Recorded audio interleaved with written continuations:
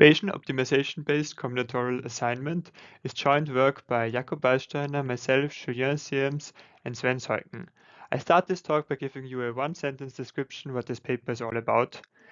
AI auctioneers that feel curious to explore the bidder's preference perform better in combinatorial auctions. How much better? By approximately 200 million US dollar in the case of our simulation of the 4G Canadian spectrum auction. The talk will be structured as follows.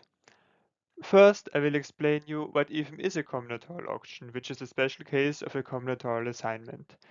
Next, we will discuss how AI is incorporated, or more precisely, how neural networks are incorporated into this auction. And then finally, we will discuss the contribution of this paper, how to make this method curious.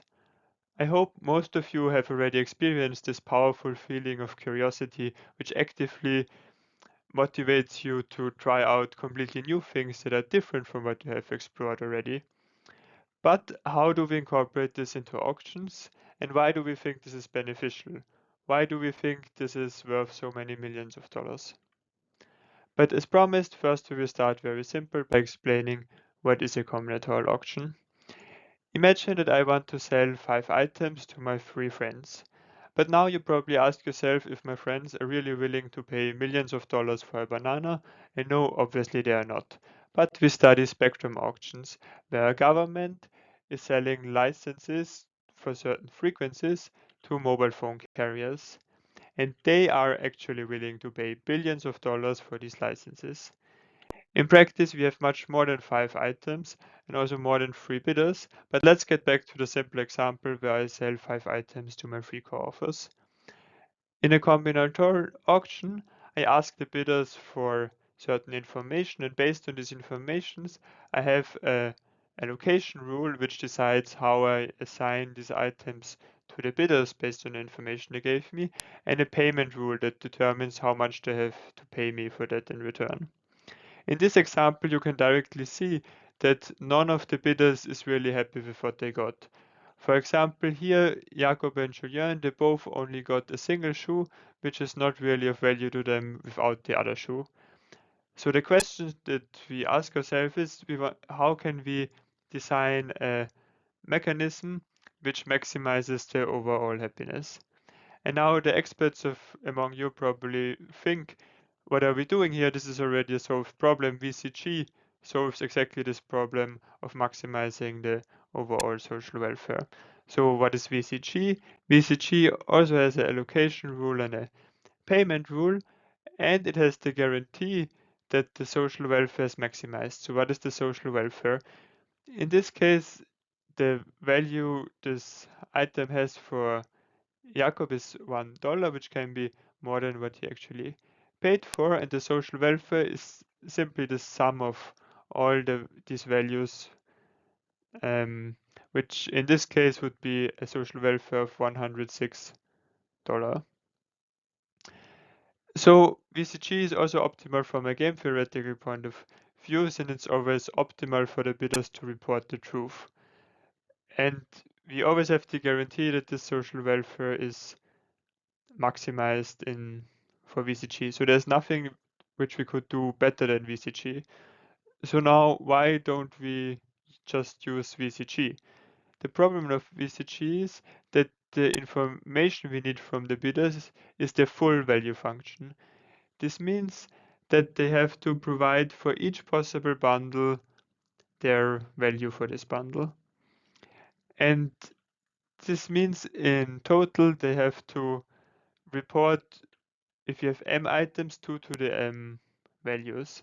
In the case of 5 items, this wouldn't be a problem, but in the case of the Canadian Spectrum auction, where we have 98 items, 2 to the 98 is a crazy large number, and this would be never possible in practice to ask each bidder such a high amount of queries, because each of these queries is very expensive in practice. In typical applications, we can use at most 500 queries per bidder, and we would strongly prefer to ask them less queries, more something like 100 queries. So this is why we use machine learning based combinatorial auctions, which only ask 100 queries per bidder. So what is a machine learning based combinatorial auction? Here we ask each bidder to report the values for two random bundles in this case. So each bidder gets the two random bundles and they report the value for this. Then, based on this data, we train an individual neural network for each bidder, which should approximate the value function. So for Jakob, we train his neural network based on the data he provided us, and for Julien, we train a neural network based on this data and so on. And then, based on these approximate value functions, we can run VCG. So this, in this context, this means that we optimize which allocation gives the highest approximate social welfare, so the highest sum of the approximate values. And this is, in this case, for example, this allocation, but then we do not directly assign these items to the bidders because this is only optimal with respect to these approximations and not optimal with respect to the truth. But we can ask each bidder to report their value for this specific bundle where we think it's good for them, because we don't need to understand their value function for every possible bundle, but only for those bundles where we think that are good for them. And now the nice thing is we can iterate this. So now we have one more training data point for each neural network, so we can retrain a neural network for each bidder based on all the information we have collected so far, and then keep iterating until we have reached the final query budget. But yeah, now you might ask, what have we gained compared to standard VCG? Because this winner determination problem might also be NP hard. But the big difference is that we ask each bidder only 100 queries, and each of these queries is much more expensive than billions of computations. So here we formulated this winner determination problem as a mixed integer linear program which can be solved sufficiently good in practice. So this NP hard is not really a problem because we can afford a few billions of computations and get sufficiently precise results. But what can we still improve in this mechanism? One problem of this mechanism is that it can get stuck. It can happen that we ask the same bidder almost the same question multiple times, from which we do not get that much additional information. It would be better to ask a set of more diverse questions where we get new information for each question. And so we want to do this by making the method curious, to explore also the value of those bundles where we think this approximation is not good enough yet. So to get curiosity, we need to have some measure of uncertainty to say where we think our approximation is not good enough yet. To describe the uncertainty of this value function, we need to have in mind that this value function is a high-dimensional object with m-dimensional input if we have m items, which is not easy to visualize to explain you how we calculate this uncertainty. So I explain uncertainty to you based on a simple one-dimensional example where we have one-dimensional input instead of m-dimensional input. Imagine that for 5 input points we know the values, and for the other inputs we don't know the value. What we can do is that we just fit the neural network through these data points, which give us some prediction for every possible input. And we can use the prior knowledge that in many spectrum auctions we have the free disposal property, which guarantees us that this value function is monotonically increasing. In addition, we know that the value of 0 is 0. And now if we also want to incorporate uncertainty, we developed a method which computes a plausible upper bound, which fulfills that the truth most of the time is below this green function without being too far away from the truth. Another possibility would be to calculate the 100% upper bound, where we have a mathematical guarantee because of monotonicity that it's always above the truth, but most of the time this would be quite far away from the truth, which does not make it so useful for practice, while the green curve is usually still close to the truth and still most of the time, maybe not always, but most of the time above the truth. So the main contribution of this work was actually to develop this method to obtain this green function, which fulfills certain properties, but we don't have time to go there in detail. Instead, I rather explain you how we use this plausible upper bound in green to make our method curious. So in our previous neural network, we used a neural network, something like this blue curve, as a replacement for the true value function, this unit determination problem. And now we simply replace the blue function by the green function to use our upper bound. Why does this incorporate curiosity?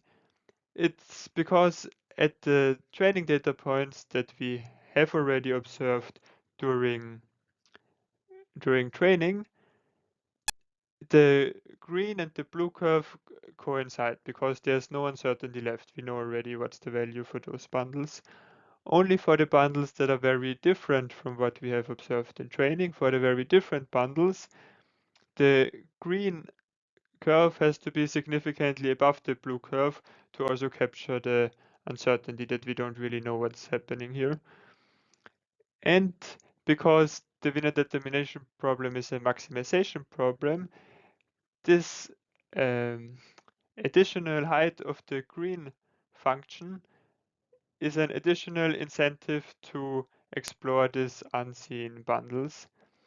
The same principle is also used in Bayesian optimization. This is why we call our method Bayesian optimization-based combinatorial assignment, where exploration is also promoted by an upper bound. This is called UCB algorithms, where UCB stands for upper confidence bounds or upper credible bounds. Okay. But let's get to the last slide where we discuss our experiment results in the case of spectrum auctions. There we have 3 different simulators to evaluate our results. Jakob and Sven were the first to use neural networks in this context, and they directly achieved state-of-the-art results with their method. Then this summer we published a paper where we used the additional prior knowledge that the true value function is monotonically increasing, and with this we can outperform all previous benchmarks statistically significant. And then in today's paper we again on average perform better than all previous benchmarks, and in the case of the UK spectrum auction this is also clearly statistically significant. But in the case of the Canadian spectrum auction, we only get an improvement of 20 million US dollar, which is not statistically significant in this case. But on this slide, we only show the main criteria so far, the social welfare. But there's also the secondary criteria of revenue. And also in the Canadian auction, we have a $400 million improvement of revenue on average, which is clearly statistically significant. And we can clearly statistically significantly say that there's at least a $200 million improvement compared to the blue method. But since there's so much money involved in these auctions, for real-world auctions, governments are very careful not to directly try out new methods. Therefore, our colleagues are also working on course allocations where they're working together with real-world business schools in order to, in the near future, actually assign course seats to students based on such a method. And I hope that one day this type of methods, specifically those using curiosity, will also be used in large real-world spectrum auctions to get millions of dollars of improvement. Thank you for your attention.